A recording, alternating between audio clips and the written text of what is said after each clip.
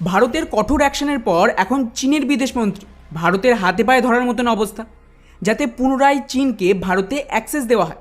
কিন্তু এরই মাঝে ভারতের কমিউনিস্ট পার্টি পুরো প্ল্যানিং করে ফেলেছে ভারতকে টুকরো করা, যেখানে কেরালার মতন এত গুরুত্বপূর্ণ রাজ্যকে ওরা একটা আলাদা দেশের মতন ট্রিট করছে। ওদিকে ভারতীয় বায়ুসেনা এবার একটা বড় সিদ্ধান্ত নিয়েছে, যাতে একসাথে 400-র বেশি স্পেশাল হেলিকপ্টার কিনতে চলেছে। আর তার সাথেই কীভাবে ভারত 80% ফাইটার জেটকে শুটডাউন করে দিয়েছে S-400-এর হামলায়, সবটাই জানবো আজকের এই ভিডিওতে।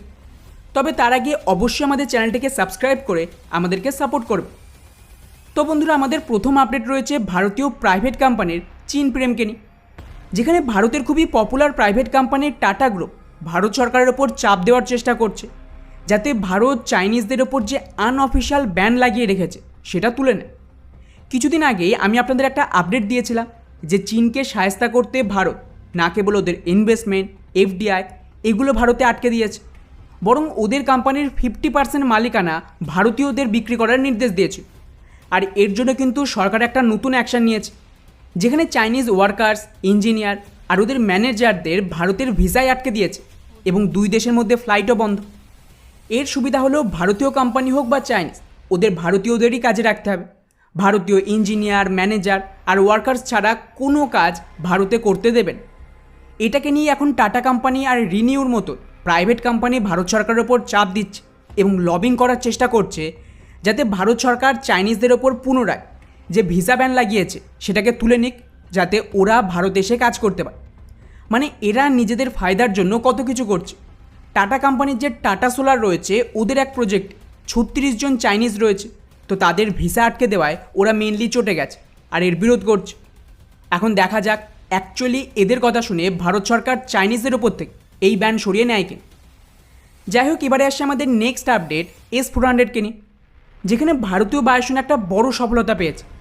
হালেই ভারতীয় বায়ুসেনার তরফ থেকেই S-400-এর বিরুদ্ধে একটা টেস্টিং করে যে সত্যি অ্যাকচুয়াল যুদ্ধে এটা চীন বা পাকিস্তানের এই সমস্ত যুদ্ধবিমানকে ঠেকাতে পারবে কিনা। আর যেমনটা আপনারা স্ক্রিনেও দেখতে পাচ্ছেন যে এখানে রাশিয়ান S-400 একদম সফলভাবে 80% ভারতের ফাইটার জেটকে শুটডাউন করেছে, আর বাকি 20%-এর রেঞ্জে আসার আগেই এখান থেকে চলে যায়। ইন্টারেস্টিং ব্যাপার হলো এখানে আসল ফাইটার জেটের ব্যবহার করা হয়েছে, যাতে রাফেল থেকে শুরু করে সুখোই, মিরাজ, MiG-29 এই সমস্ত বিমান ছিল। আর রাশিয়ার S-400-এর বিরুদ্ধে এই সমস্ত বিমান সরাসরি ডিপ্লয় করা হয়, যেখানে S-400 সিমুলেটরের মাধ্যমে এই সমস্ত ফাইটার জেটকে নকল মিসাইল দ্বারা শুটডাউন করে। এর সুবিধা হলো পাকিস্তানের কাছে যে সমস্ত বিমান রয়েছে এগুলো রাফেলের থেকে সুপিরিয়র নয়, তাই একে শুটডাউন করতে পারলে পাকিস্তানও টিকবে না। বাকি রইল চীন, তো ওদের মেজরিটি হাতিয়ার রাশিয়ান, তা না হলে রাশিয়ান কপি। ফলে যদি S-400 ভারতের সুখোই, মিগ এগুলিকে শুটডাউন করতে পারে, চীনের ক্ষেত্রেও খুব একটা সমস্যা হবে না। আর তার সাথেই রাফেলের ওপরেও টেস্টিং হয়েছে, ফলে ওভারঅল এটা ভারতের জন্য একটা দারুণ খবর। যাই হোক, এবারে আসে আমাদের নেক্সট আপডেট চীনকে নিয়ে, যেখানে লাওসে ভারতের বিদেশমন্ত্রীর সাথে চীনের বিদেশমন্ত্রীর একটা খুবই গুরুত্বপূর্ণ মিটিং হয়। এখানে চীনের তরফ থেকে সেই পুরনো ক্যাসেট বাজাতে শুরু করে দিয়েছে, যাতে ভারত চীনের সাথে রিলেশন ঠিক করে নেয়, ওদের কোম্পানিকে অ্যাক্সেস দেওয়া হয় এবং ওদের ওপর যে সমস্ত আনঅফিশিয়াল ব্যান লাগানো হয়েছে বা শ্যাডো ব্যান রয়েছে, তা সে ইনভেস্টমেন্ট থেকে শুরু করে চাইনিজ কোম্পানির ওপর যে ধরনের রেট চালানো হচ্ছে এগুলো যেন ভারত বন্ধ করে দেয়। কিন্তু ভারত এখানে সরাসরি জানিয়ে দিয়েছে যে এখানে আগে চীন সীমাবিবাদ মেটাবে এবং যতক্ষণ না এগুলো পুরোপুরি ঠিক হচ্ছে ততক্ষণ ভারত রিলেশন ঠিক করবে। স্পেশালি 2020 সালের গালওয়ান থেকে চীনের সেনা সরে গেলে ভারতের দাবি এখন 2013 সালে চীন কিছু এরিয়া দখল করেছিল, এখন এই 2013 সালের যে এরিয়া সেটাও ভারতকে ফেরত দিতে হবে এবং যতক্ষণ না 2013 সালের সমস্যা মিটছে এগুলো চলতেই থাকবে। ফলে এটা কিন্তু ভারতের একটা খুব ভালো স্ট্র্যাটেজি। যাই হোক, এবারে আসে আমাদের নেক্সট আপডেট স্বদেশি হেলিকপ্টার নিয়ে, যেখানে ভারত রাশিয়ান Mi-17 হেলিকপ্টারকে রিপ্লেস করার জন্য এক স্বদেশি মিডিয়াম ক্যাটাগরির হেলিকপ্টার তৈরি করছে, যার নাম হলো ইন্ডিয়ান মাল্টিরোল হেলিকপ্টার। তো এটাকে নিয়েই HAL এর তরফ থেকে এটা কনফার্ম করে দিয়েছে যে ভারতের 3 সেনার সাথে ওরা কথা বলেছে এই হেলিকপ্টারের রিকোয়ারমেন্টকে নিয়ে এবং আমাদের 3 সেনা মিলিতভাবে প্রায় 419টা হেলিকপ্টারের অর্ডার দেবে। এর মধ্যে 66টা হেলিকপ্টার স্পেশাল ভেরিয়েন্ট হবে নৌবাহিনীর জন্য, যা ডেকবন, এবং বাকি 353টা নর্মাল বায়ুসেনা আর আর্মি ভেরিয়েন্ট। বাকি এই হেলিকপ্টারের কথা বললে এটা কিন্তু 12 থেকে 13 টন ক্যাটাগরির ট্রান্সপোর্ট হেলিকপ্টার হবে, যা পুরোপুরি মাল্টিরোল। অর্থাৎ আলাদা আলাদা কাজের জন্য একে মডিফাই করা সম্ভব।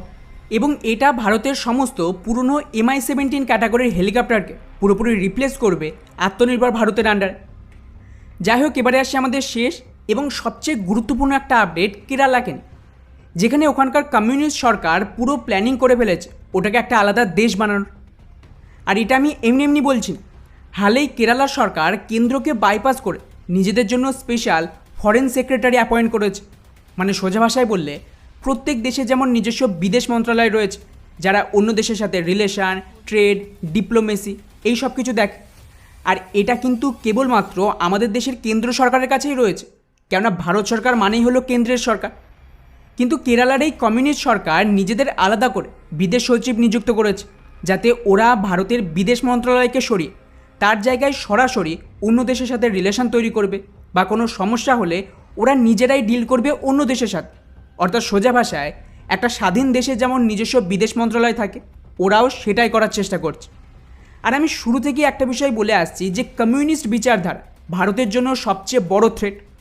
কমিউনিস্ট মাওবাদীদের হামলায় ছত্তিশগড়, মহারাষ্ট্র সহ রেড করিডোর কোনোদিন ডেভেলপ হতে পারেনি এবং ভারতের কয়েক হাজার ফোর্স শহীদ হয়। এরা 2007 সালে নিউক্লিয়ার ডিলের বিরোধ করেছিল, এমনকি ভারতের নিউক্লিয়ার পাওয়ার প্ল্যান্ট তৈরি থেকে শুরু করে ইনফ্রাস্ট্রাকচার এবং আর্মিরও বিরোধিতা করে। কয়েক মাস আগেই লাস্ট ইলেকশানে ভারতের নিউক্লিয়ার মিসাইল নষ্ট করে আর্মির বেস বন্ধ করার জন্য তো ওরা ঘোষণাপত্রও দিয়েছিল, যেই কমিউনিস্টরা জিতে কেন্দ্রের সরকার তৈরি করতে পারলে ওরা এই সমস্ত বন্ধ করে দেবে।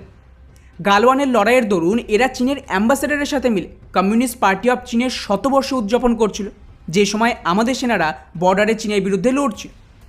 এরা কাশ্মীরকে ভারতের অবৈধ দখল বলে। আর ফাইনালি এখন কেরালা একমাত্র রাজ্য যেখানে ওরা ক্ষমতায় রয়েছে, আর ওটাকে পুরোপুরি দেউলিয়া রাজ্য করে দেওয়ার পর এখন ওটাকে ভাঙানোর চেষ্টা করছে। ওখানে অলরেডি আইএসএসের মতন আতঙ্কবাদীদের গড় হয়ে গেছে, যার উপর আমি আগে বহু ভিডিও বানিয়েছি। জেহাদ এবং ভারত বিরোধিতায় ওরা তো কাশ্মীরের আলগাওবাদকেও পেছনে ফেলে দিয়েছে। ফলে কেরালা সরকার এখন ভারতের অখণ্ডতাকে চ্যালেঞ্জ করছে, যার আন্ডারে ভারতের বিদেশ মন্ত্রণালয়ের তরফ থেকে অফিসিয়াল এটাকে সংবিধানের বিরুদ্ধে বলে বিরোধ করছে। আর টু বি অনেস্ট, এবার অন্তত কেন্দ্র সরকারের কোনো কঠোর অ্যাকশন নেওয়া উচিত। অবশ্যই এখানে আবার আমার চিন্তা হচ্ছে যে কেন্দ্র সরকার সুপ্রিম কোর্টে গেলে এখানে আবার গণতন্ত্রের অধিকার বলে পাল্টা সুপ্রিম কোর্ট এটারও আবার অ্যাক্সেস না দিয়ে দেয়। বাকি আপনাদের কি মনে হয় পুরো বিষয়টিকে, যে এই ধরনের গণতান্ত্রিক অধিকার দরকার, যাতে যে কোনো রাজ্যকে ভারত থেকে আলাদা করে একটা আলাদা দেশের মতন ট্রিট করে দেশবিরোধী কাজ করা যায়? কারণ এখন তো গোটা দেশে এই সমস্তই চলছে। নিচে অবশ্যই কমেন্ট করে নিজেদের মতামত জানাবেন। জয় হিন্দ।